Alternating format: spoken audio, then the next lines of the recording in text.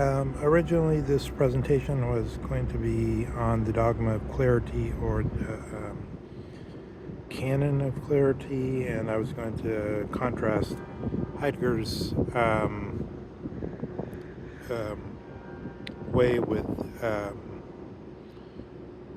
the Anglo-American side, but I think I'll just give Fank Ramsey's, as it were, primary statement, which touches the wound, if you like, in the notes as a contrast, and begin by, well, should I make an apology rather pathetically and say, yeah, of course, and everybody would have preferred the canon of clarity if it were possible, but just as mathematical exactitude is different from exactitude in matters of ethics, when we're dealing with the unclear situation, as with the situation in basic physics, we can't, to speak clearly on it is to redouble the obfuscation. Instead, we have to try to get a foothold in some way, so that not all scientific research is blocked, but as much as possible face up to the disaster, as it were, of Western thought. So that's I want to just give instead Heidegger's most Kelon or beautiful statement, as it were, to the what Nietzsche would have called the educated Philistines, people with 3 degrees or whatever in the audience of these fancy talks in 1962. His most beautiful statement, which is meant to address the cave in some sense as an apology for what he's doing, or in order to say, I suppose, in order to say why can we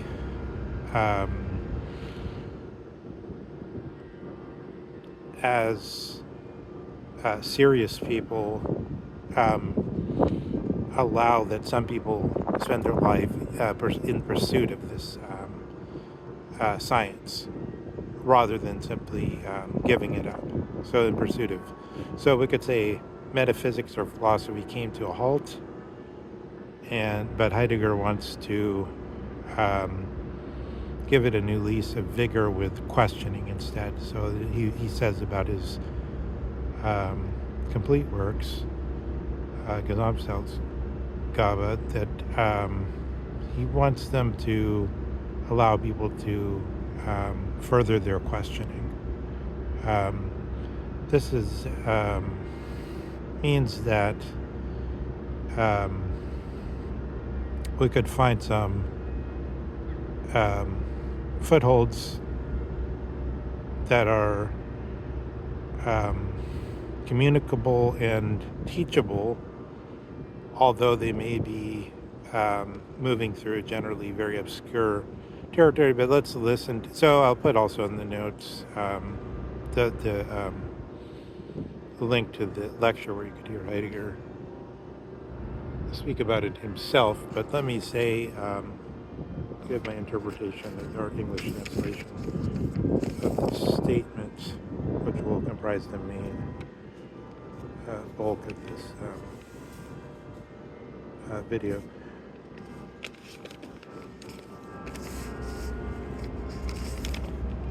Would we now be shown 2 original paintings by Paul Klee that he created, geschaffen? So that's the same word used with God in terms of creation, but let's not dwell on it in this moment. So that's a big subject with Strauss, and Strauss often repeats this issue about the creation becoming a debased word. But here I think Heidegger is trying to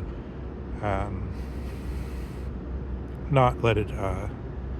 Heidegger isn't giving too much attention to Nietzsche's use of creation, which starts to debase it until it becomes just a vague word that is used also in this, as you can get from Alan Bloom on many interviews, and from Strauss himself, used also to speak of kindergartners' creative artwork, and that's abundantly familiar to all of us. Creativity is just an everyday word and it no longer has any special sense as it once did in the Christian, unique Christian sense of the creation ex nihilo of God. Aristotle didn't think things were created ex nihilo. It's a unique Christian notion. Let me repeat that.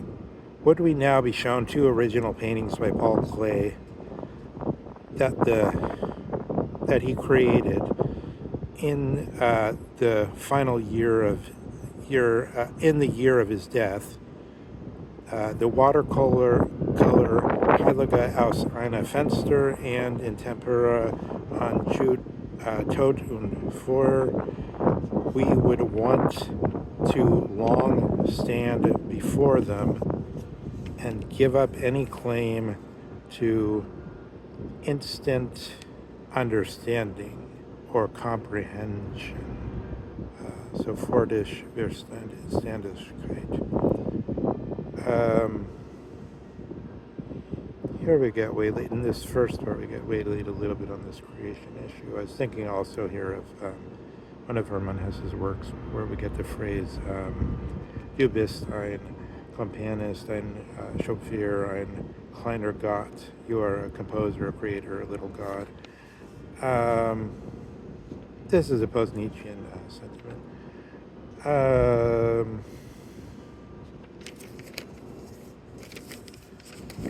I once had written by an Indian guy a beautiful book on how art was understood traditionally and basically throughout the ages until the artists became the important thing. Like artists there were famous artists like Rembrandt or whatever, but artists in terms of their personality were never important in former times. They were trying to do something. They were famous if they accomplished what they were reproducing either, for in the ancient version, the painter is supposed to reproduce reality in a way that's very accurate and can fool people, or create some eternal pattern, like a mathematical pattern. The notion of something like the contemporary art, where the artist is more important than the art, basically. Of course, the ready-mades and this kind of thing, which bring that to the full. That a urinal can become a work of art because the artist says it is, and so on. Early 20th century avant-garde, but also Rothko or something. Rothko actually is more objective, I suppose, because he deals with the emotions. He says the emotions are in the painting. But Tracy Amin or something like that, this is much more about the personality of the artist than it is about the artwork, I believe.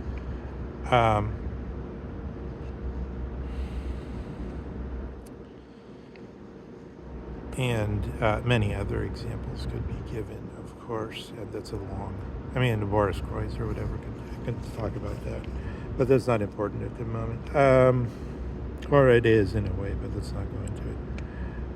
So let's continue with this opening statement of Heidegger's. You can hear it yourself if you listen to the lecture.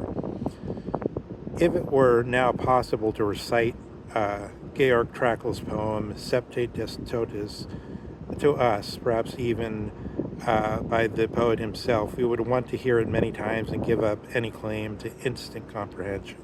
So this is the big point here, that we should understand things immediately. So so we have an example with the painter, we have an example with the poet. So let's remember here for a second, let's just make this one statement. Americans don't think of poetry. I know there's somebody, Elizabeth Bishop, and there's this whole Harvard tradition and all this shit. But Americans don't primarily understand poetry as a matter of wisdom, okay? As a matter co-equal with science, whereas the German tradition does. So that's the way Heidegger's interested in poetry. and why he's interested in painting, we could also see from his work of art, essay, and other things. But because painting, things like the vanishing point and other things, this is a scientific exploration, which is it has equal dignity, cognitive dignity, as Strauss would put it, as these other things. In general, Heidegger is making an apology in this foreword, this so-called kleine foreword, addressing the so-called educated public, which Nietzsche despised, but Heidegger courts in some way. Or Heidegger, to put it the most positive way, I think we should say Heidegger thinks it's his responsibility to address the cave or the educated public and say, this is why we should spare some people for this research. This is why this research is valuable. Here's the defense of it. And then he goes on to say, if Werner Heisenberg were here to report to us now some of his thoughts on theoretical physics, which move in the direction of his cosmic formula, Welt formula, he sought, then at most 2 or 3 of us could follow him. The rest of us would, without protest, give up any claim to instant comprehensibility. So one can see that. I mean, this is generally accepted in some way. Like we have this idiotic statement by Feynman: "Oh, nobody understands theoretical physics." Okay, nobody understands theoretical physics, so why should I listen to you? That makes no sense. Instead, what he's saying is something like the same thing Heidegger's saying is like, yeah, we do kind of understand it, but it's just not, it hasn't sunk in, it hasn't become natural. I mean, one version of that is there's an older guy who was trying to solve some problem. Is Sir something, I think his name's Sir David Attia, who used to say when the spinner and the calculations and the math around spinner spelled with an O, which are supposed to describe the activity of the electron. When this math first came out, mathematicians didn't understand it, but in the second generation, it started to become more intuitive. So human beings get used to stuff, and then they say, "Oh, yeah, we have instant comprehensibility of it." But that's a way that it can also be more deeply concealed, is one of the major topics we're dealing with here. So then Heidegger concludes this. So he's given 3 fields, right? He's talking about first the Malerei, the painters, and then he's talking about the poets, Dichter, and then he's talking about the Wissenschaftlers, or the scientists, and he's saying, doesn't it, maybe these things all have one principle upon which they all stand. We could say language is telling us all these things.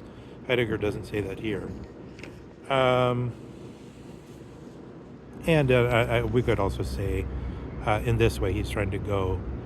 This lecture, of course, is titled not Sein und Zeit, but rather the reverse, which is, he was promising to try to do this originally in 1920, already in the 20s, and in 1927 with that. But it says instead Zeit und Sein, as though he could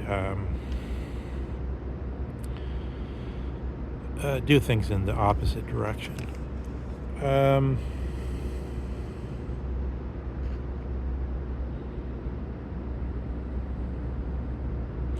Yeah, there should be sort of a parenthetical there, which should be a lecture in itself on why Sein und Zeit is, which direction Sein und Zeit is actually moving in, and how we should understand that.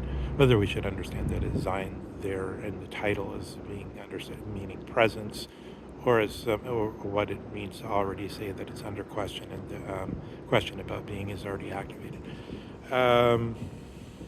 But that's the concluding. So the concluding part. So there's 3. We did 3 parts, and then the 4th.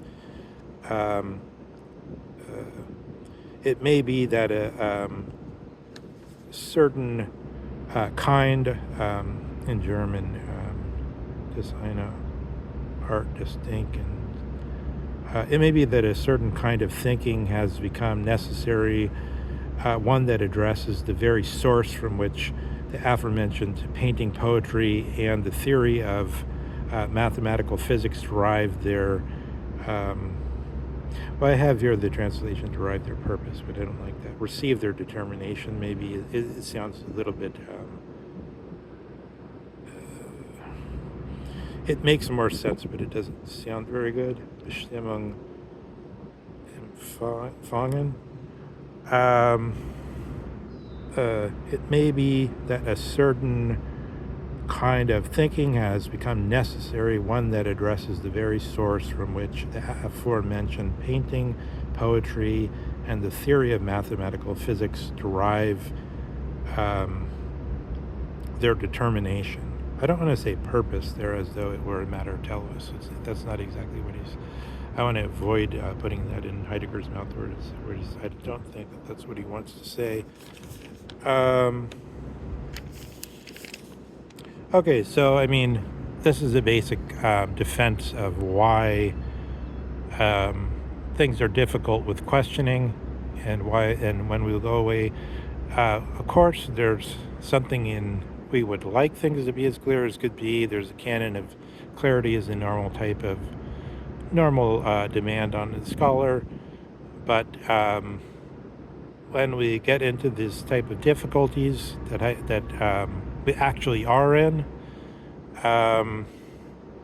then yeah, things become difficult, and even just as in other fields, only a few people. If you look at the, I think it's nicely done in Basquiat by Julian Schnabel, where he gives to Gary Oldman this line that, only 2 or 3 people in the world understand painting, so don't worry about it too much. It's talking about Andy Warhol and Basquiat, and this, I think he makes, the Gary Oldman character is supposed to be himself. He lived in those 80s, through the art of the 80s. The Campbell soup cans. Andy Warhol actually ate Campbell soup as a boy, I believe, and the Marilyn Monroe prints and all this stuff. It's questionable to say where. So we could ask Heidegger to some extent which he thinks are the art that's just trash, and which he thinks, like Paul Klee, are the ones that are actually thoughtful. But I think he wants to stay open to these 3 fields. So clearly that involves also physics. It doesn't mean we're not simply Luddites, even though he thinks the technological essence, even though I use the word Heidegger Dolphin to refer to my own interpretation of Heidegger, whereas I think generally interpretations of Heidegger are referred to as Heidegger, even though they're interpretations, which shows a lack of self-awareness on behalf of most people who deal with Heidegger. They don't know they're making an interpretation. But questioning is what Heidegger actually says he wants to, as it were, profoundly facilitate with his whole work. And therefore, any specific attempt to say this is Heidegger's metaphysics or teaching, it seems to me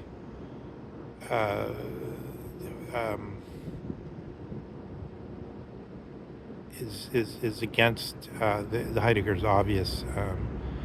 It's too much against the whole world that Heidegger is facing up to and dealing with. I would say we could look at a few issues like Hegel's absolute begriff or concept, and Nietzsche's will to power and so on, but more close to Heidegger is probably better to look at the psychologism problem, which is basically the following. Um, Ever since the beginning of the tradition, logic and psychology have been mixed up in a way that's totally confused and can't be sort of extricated, so that one needs to, in a certain way, deconstruct and start over.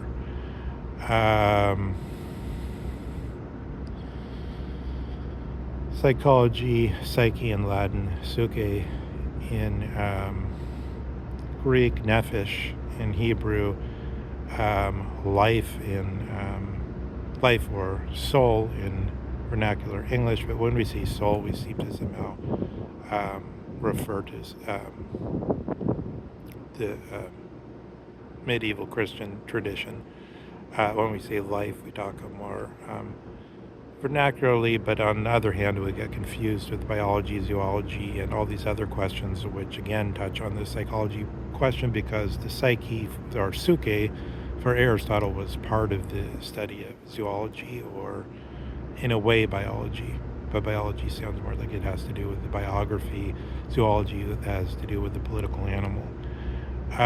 So this is a very complicated issues that stretch over 2,600 years. Now let me make a coda and make one comment about Dugin. I find there's some difficulty with Dugin that worries me in the way Dugin tries to, he tries to cut things off. Dugin has studied Heidegger so deeply. Tries to cut things off at the schism of the churches. Is it 1055, I believe? Although I think, though of course, if you study in detail, you see the the issue of the iconoclast and all these other things go farther back. And I'm not sure if the Philoquy goes further back. The Philoquy is probably far past the schism, isn't it? I can't remember. But yeah, all these problems are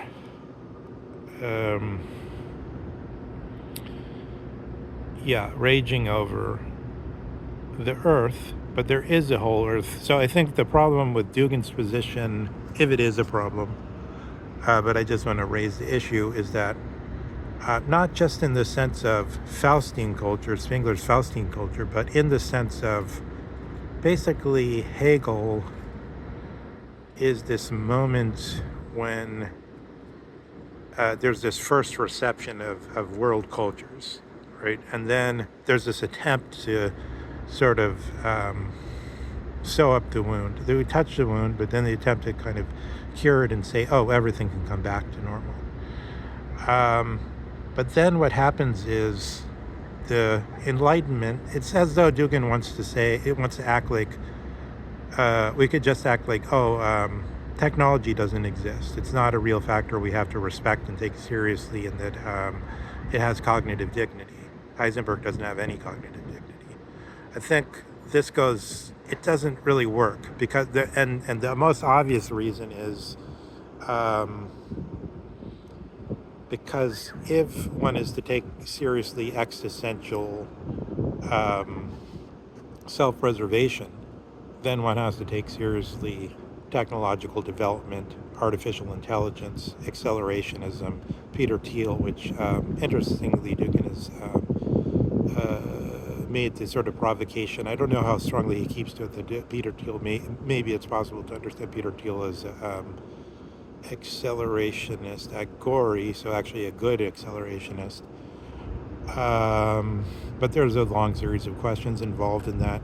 But I think, in general, I just want to make the provocation that Dugin doesn't really take seriously enough that there is a world culture, and that this world culture is that the European science, as Husserl describes it in his final book, in some way is a culture that's everywhere, and which everyone has to face up to, no matter what their culture is in some other sense.